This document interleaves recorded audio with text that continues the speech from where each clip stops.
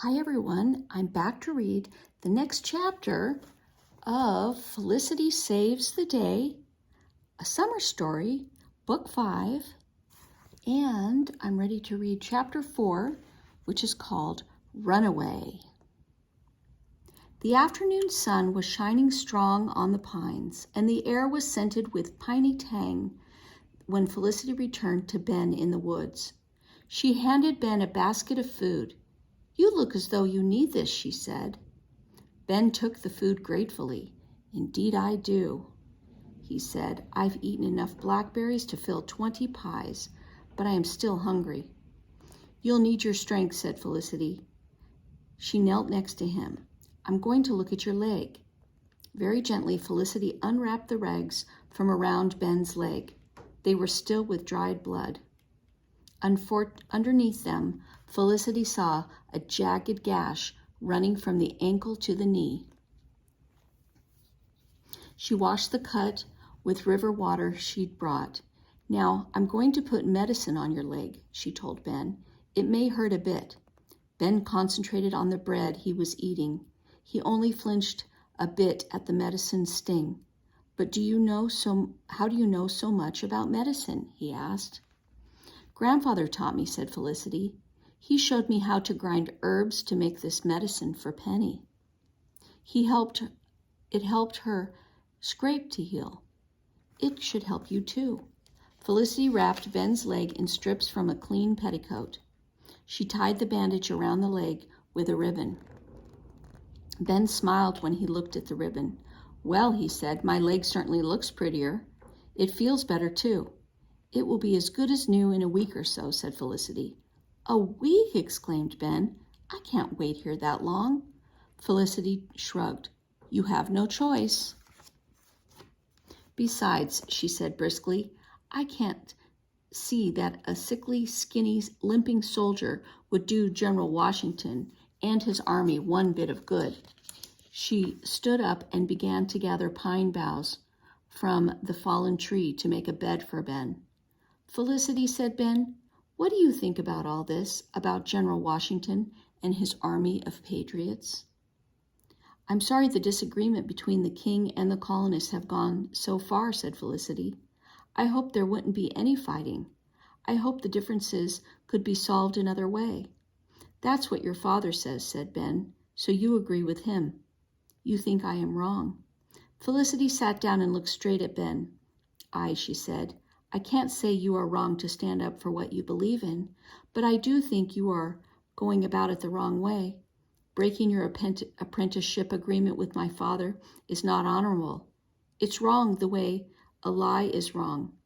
You'll shame your family and yourself, I'm afraid." "I'm not afraid," Ben cut in. "If you were older, you'd understand." "Oh," said Felicity tartly. "Well, I understand enough to know that this is not a brave beginning. If you run away from my father, what will happen when you meet an enemy?" Ben was quiet. "Did you even talk to my father?" Felicity asked. "Did you even ask him to let you go?" Ben frowned. "You know as well as I do that he would hold me to my apprenticeship agreement," he said. "Your father would not let me break my promise to him." "Indeed," said Felicity slowly. "I always thought it was a promise you made to yourself, to do what you said you would do, no matter how hard it was." Ben leaned on his head back against the tree.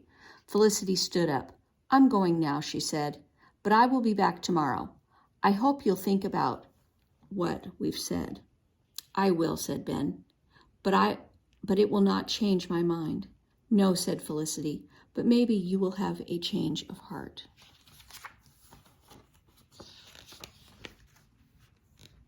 It was not difficult for Felicity to visit Ben the next few days, nor was it difficult to find food for him. The cook never minded if Felicity took food from the kitchen, and it was easy to gather berries and peaches still warm from the sun. Felicity put to use some of the things Grandfather had taught her about living in the woods to make Ben more comfortable. The medicine was helping Ben's leg heal quickly. In fact, Felicity did not want to tell Ben how well his leg was healing. She kept hoping he might decide not to go, but the decision was forced upon him sooner than she expected. One morning, as Felicity, Nan, and William and Grandfather were eating their breakfast, Mother came into the dining room and handed Grandfather a letter. When she turned to the children, she said, "The letter is from your father, children. He is coming here tomorrow, rather than waiting until Sunday as usual." "Hooray," said Nan and William. Felicity wished she could feel as happy as they did, but she couldn't. She thought she knew why Father was coming. He was looking for Ben. She made her voice sound calm. "Oh, how fine," she said. Grandfather put the letter down and said crisply, "It seems that Ben, that hot-headed apprentice, has run off.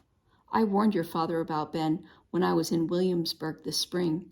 I said he was spending too much time watching the militia muster. Now it appears I was right. That foolish boy has run off, probably to fight with the Patriots. Huh. Your father is well rid of such a troublesome scoundrel." Now, said Mother. "Ben's a good lad.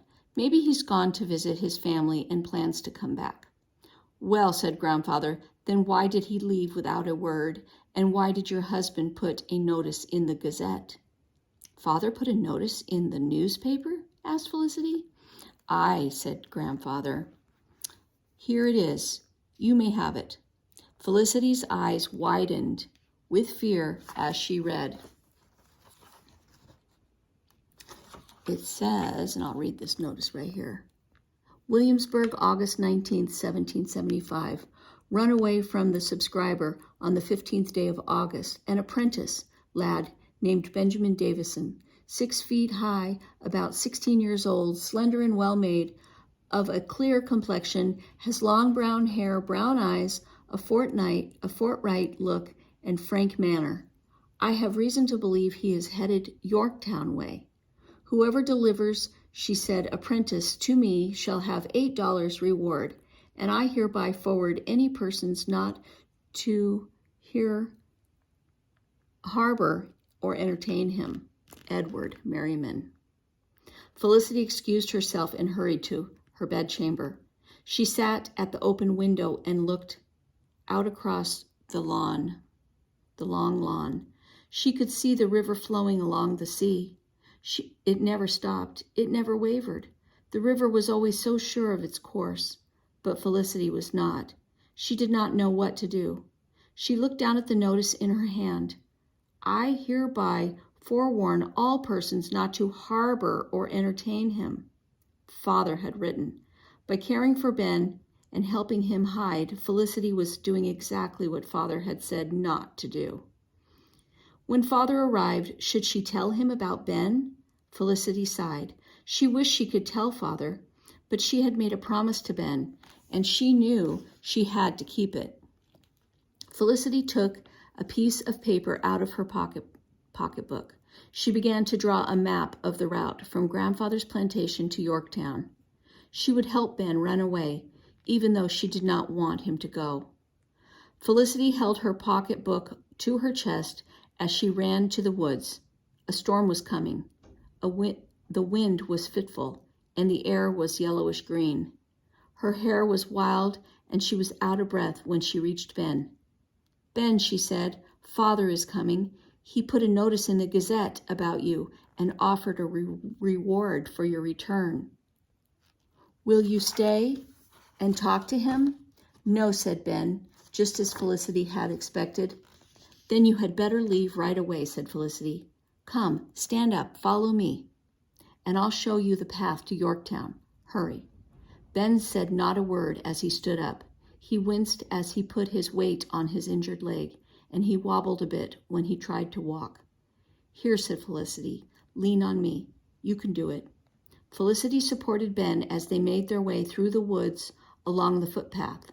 She and Grandfather had ridden along the path many times, so Felicity was sure of the way. But she and Ben moved very slowly. The path was narrow and bumpy with tree roots. Ben struggled and stumbled. It felt like hours before they reached Philgate's Creek. Felicity helped Ben across, wading through the shallow water. They rested a minute on the far shore. Then Felicity handed Ben her pocketbook. "I'm going back now," she said. "Take this. There's a map inside to show you the rest of the way to Yorktown. And I've put money in it too. It's not much, but it should pay your fare on the ferry to Gloucester. Be sure to follow my map. Stay on the path. Don't take the main road or—" Felicity hesitated. "Or there may be trouble." Ben nodded. "Goodbye, Lissy," he said. "Thank you. I won't forget you." Felicity was too sad to speak. She watched Ben's back until it disappeared, swallowed up in the mouth of the leafy tunnel. She wondered if she'd ever see Ben again. A fat raindrop hit her shoulder, and she turned to go. It was almost noon, and the rain was steady when Felicity got back to the house. As she came inside, Felicity heard unfamiliar voices in the parlor. Probably guests for dinner, she thought. She began to go up the stairs to her chamber. She stopped dead still when she heard one of the voices say, "Don't you worry, sir. We'll find the apprentice lad and bring him back if we have to drag him." Felicity sat down hard. Another voice, even rougher than the first one, said, "As soon as we saw Mr. Merriman's notice, my partner and me, we didn't waste no time. We set out to find the runaway." "Well, I can assure you the lad is not anywhere on my plantation," said Grandfather. "Someone would have seen him." "All right, sir, if you say so, sir." And the first man, "We'll be on our way to Yorktown then. We'll ask at the ferry if he went across the river to Gloucester. If he did, we'll follow him." The ferry, thought Felicity in a panic.